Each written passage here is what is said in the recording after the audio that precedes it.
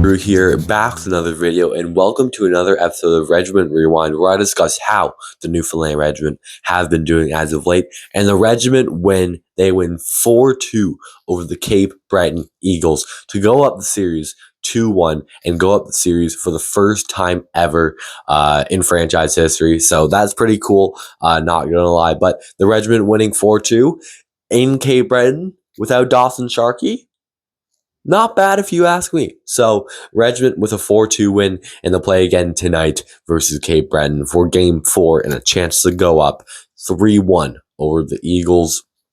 The goals in this game, we'll talk about that, and then a bit about the game, a bit of things that happened per se. But Alexis Michaud opened up the scoring in this one. Ka-chow. What a pass by Justin LaRose. Rosie just undressed the Cape Breton defenseman, found it over to Michaud, and he beat Hamel and got the regiment on the board. Then the second goal. Ben Vitch scored it.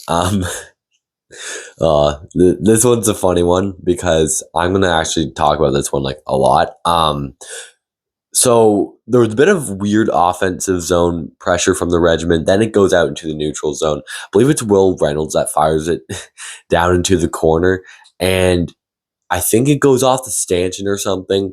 And Hamel goes out to play it. And when Hamel realizes that it hits the stanchion, he kind of backs up and he fell over.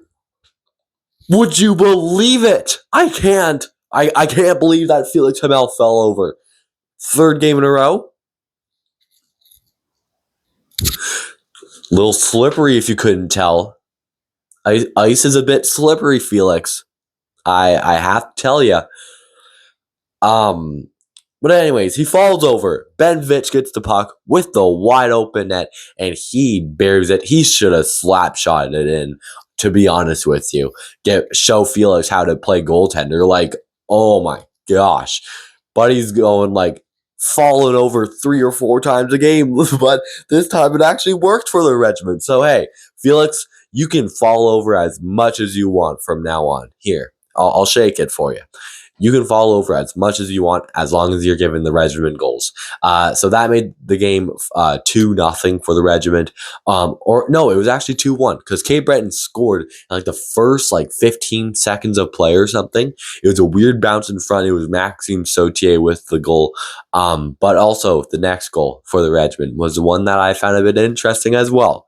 Tyson Gauguin gets his first of the playoffs. Danacek had the partial breakaway, and he tried to make a nifty move on Hamel. It kind of hit the post and came out, and Gauguin picked up the rebound and just beat Hamel with that one. And he goes to Selly, and you could see him back onto them. But there's, I don't want to go with, I don't know. Anyways, Gauguin goes goes in front of a fan for Cape Breton, and they just give him the finger. They flip him off with both hands. So it's safe to say Cape Breton doesn't like the Newfoundland Regiment. But if the regiment are beating them, you're going to be a bit more quiet. That's what happens here at least. When a team is beating you, we give you a bit of respect. You know, we don't really talk much in the stadium as much as we would if the regiment were winning. But they flip off Gauguin, and the regiment are up this game 3-1, and then then Andrews ends up scoring for Cape Breton, and it's 3-2. But then in the final, I believe 7 minutes of play or something, Marek Danacek, Dancing Danny, was not likely going to play in this one, but he says, you know what, I'm going to play. I'm dedicated towards the regiment, and he gets a goal, because why not? His first career QMJHL postseason goal is an insurance marker that matters a lot. And anyways, the regiment are able to kill off the empty net and win this game by a final score of 4-3 without Dawson Sharkey in the lineup, and they'll be without him again tomorrow as he was suspended for 2 games for the illegal hit on Elliot L'Italien. I don't know if I talked about that much on the channel prior to this, but the announcement came right before the game started. I believe it was a bit late to announce it, to be honest with you, but I'm sure the guys knew it in the locker room and all that fun stuff. But Sharky, there's no denying that it was a kind of a dirty hit. Like, L'Italien went head first into the boards, and that hit looked pretty nasty. So for Sharky to be suspended for 2 games, like, it doesn't surprise me. So the Regiment will be without him for 2 games, and Luke Sinclair dropped into the lineup for this one, and he looked pretty good on that 4th line with Ben Vitch and Ryan Dwyer. It's good to get Dominic Pilote off that line. He has been really brutal with Vitch and Dwyer, I've noticed. So to get a new guy on that line helped them out big time. Pilote played up on the 3rd line, and he looked pretty good on there, playing with Marmluck and Arsenault. So maybe Pilote can stay there for the game upcoming, and if the Regiment win, you could probably get him to stay there. I don't know what happened with my wording in this video, but anyways, yeah. So Sinclair played pretty good. He's a pretty good player. Like, he hasn't played much, but when he does play, he makes his name noticeable in the lineup. And yeah, he just played really good. So we'll see how he does tonight as well, assuming he's in tonight. Louis-Antoine Deneau. What a game by Antoine Deneau. 943 save percentage. The back stopper for the Regiment.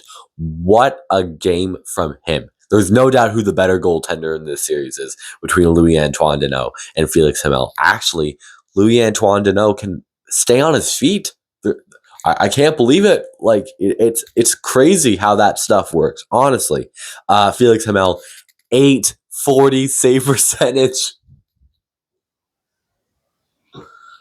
Oh, this goalie is so much fun to hate. I haven't hated a goalie as much as Felix Hamel since Pat Nagel from the Reading Royals series. Nagel had a history with the Regiment back in the 2019 Kelly Cup playoffs. Sadly, with Hamel, he won't be coming back this next year when the Eagles come back to the Regiment. But I was thinking about it. This guy has played on 4 different teams in his 4 different years in the QMJHL. Is this guy a locker room cancer? Like, I'm trying to wrap that in my head. Like, do the guys not like Hamel? Like, there may be a chance. Like, I may be a bit too crazy talking about that, but I feel like there's a chance maybe that's how it works. But anyways, that's it for today's video, guys. I hope you enjoyed it. If you do, you can like this video, you can subscribe if you liked it.